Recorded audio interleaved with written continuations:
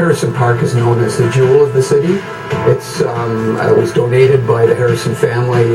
We just had our 100th anniversary in 2012. The Scenic City Order of Good Cheer, of course, were the group that spearheaded the ice rink here in Harrison Park.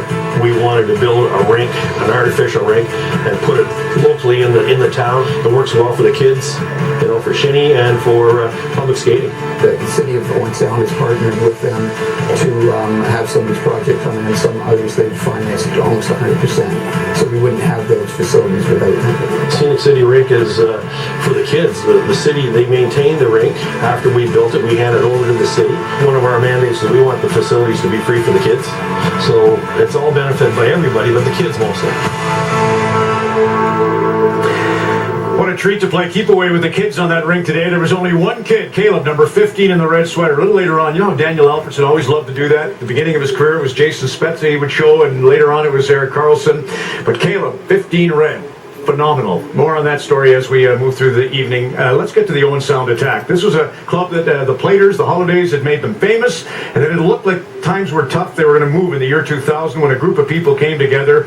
It proved to be well worthwhile. The Owen Sound Attack have been not only producing great players, but some wonderful seasons, including this year with sellout crowds. More on that story now with producer and reporter Emma McLaughlin.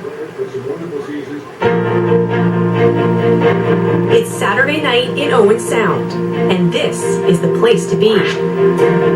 Hockey is the heartbeat of this community. I've missed 5 games at home in 25 years. Right away you get the feel of how much these fans love the Attack. They picked a perfect hockey town. How many do you want? 2? It's the smallest market in the Ontario Hockey League. The team relies on fan support. Through the membership money, we generate funds, right, to help the team. For years, Owen Sound thought, and I thought too, that it was difficult, maybe impossible, to compete with the bigger centers in the Ontario Hockey League. The team existed here as the Platers from 1989 to 2000. It's opening night in Owen Sound. And there were always rumors that they would sell the franchise. The Platers had just 2 winning seasons in 11 years. In the spring of 2000, a for sale sign went up, and the team was sold to a group who intended to move it to Cornwall. For a period of 36 hours, 48 hours, 72 hours, Owen Sound did not have an OHL team.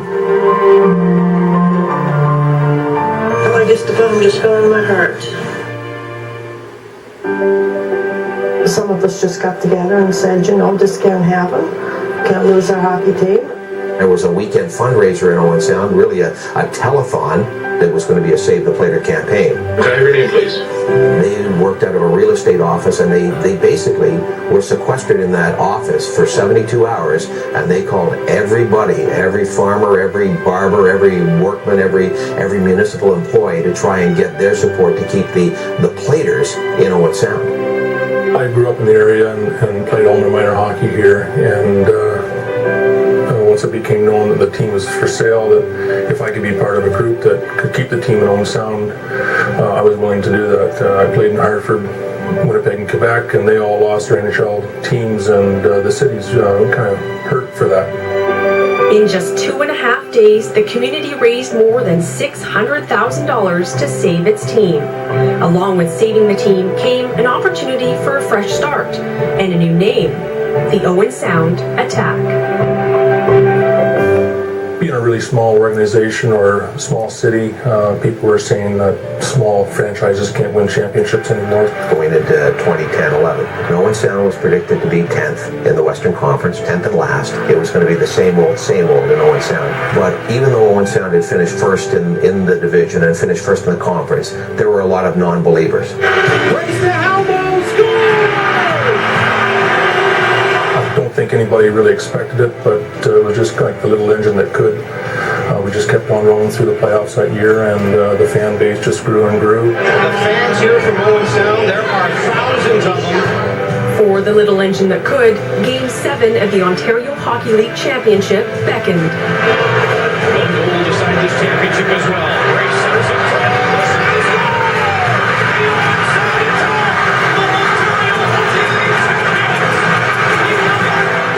culmination of 22 years in that one moment, that puck going in there, and the explosion from everybody was so genuine. On Highway 410 and 10 coming to Owen Sound, it was all Owen Sound cars. You could see the jerseys, you could see the car flags, and it was really incredible. Oh my goodness. And coming home, like it was just like something you see in a movie, eh? Very, very surreal. Coming back to the rink here and a full house, it was just tremendous, and something that they won't forget for the rest of their lives, and the fans won't either. It was just unbelievable to hear all the stories they talked about and think about how cool it would have been to be a part of that, and maybe someday down the road with Owen Sound I could do the same thing. It was a turning point for the team, and really it killed every possible excuse you could ever have. And for Owen Sound to have that taste of success, that one championship, said, it doesn't matter, you can do it.